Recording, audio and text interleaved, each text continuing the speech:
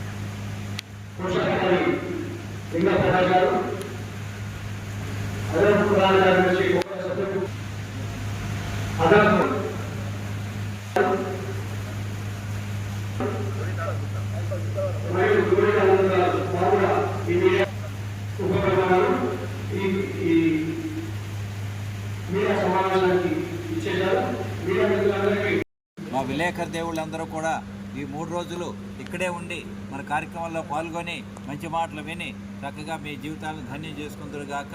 ఈ 3 రోజుల్లో జరిగే విశేష కార్యక్రమాలు ఏమిటి అని అంటే, ఉదయం పూట అద్భుతమైనటువంటి యజ్ఞాలు. యజ్ఞాత్ భవతి పర్జన్య, యజ్ఞం వల్ల వర్షాలు వస్తాయి. యజ్ఞం వై విష్ణు, యజ్ఞం భగవత్ స్వరూపం. కాబట్టి అటువంటి యజ్ఞాలు బ్రహ్మాండంగా జరుగుతాయి.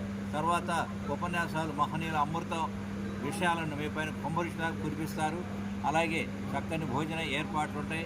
అలాగే కళ్యాణాలు, శివపార్వతి పరమేశ్వరుల యొక్క కళ్యాణాలు, శ్రీ సీతారాముల యొక్క కళ్యాణాలు, ఇలాంటి కార్యక్రమాలు జరుగుతాయి.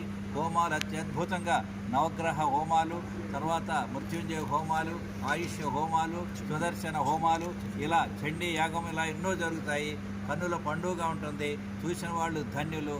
అందరూ తరలి రండి, ధరించండి, మీ జీవితాలు ధన్యమవుగాక అని సభాపూర్వకంగా మీ అందరినీ మనసారా మనసారా మనసారా ఆహ్వానిస్తున్నాం.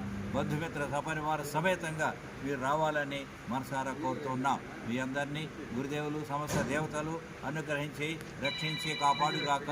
శ్రవణాయాకు బహుభిర్యో నలభ్య. ఇటువంటి కార్యక్రమాలని మనం అందరికీ లభ్యం కాదని భగవంతుడే చెప్తున్నాడు. ఇటువంటి అవకాశాన్ని భగవంతుడు మీకు ఇచ్చినందుకు సద్వినియోగం చేసుకొని మాట్లాడే దేవుడిగా, మాట్లాడే దేవతలుగా మారిపోవాలని, మీ ఇల్లు స్వర్గమై మీరు దేవతలై హాయిగా ఆనందంగా ఉండాలని, మీ పైన వారు అనుగ్రహం కుమ్మరిష్లాగా కురవాలని, మీ ఇల్లు స్వర్గంలాగా ఉండాలని మనసారా దీవిస్తున్నాం. ఓం తత్సత్. ఓం.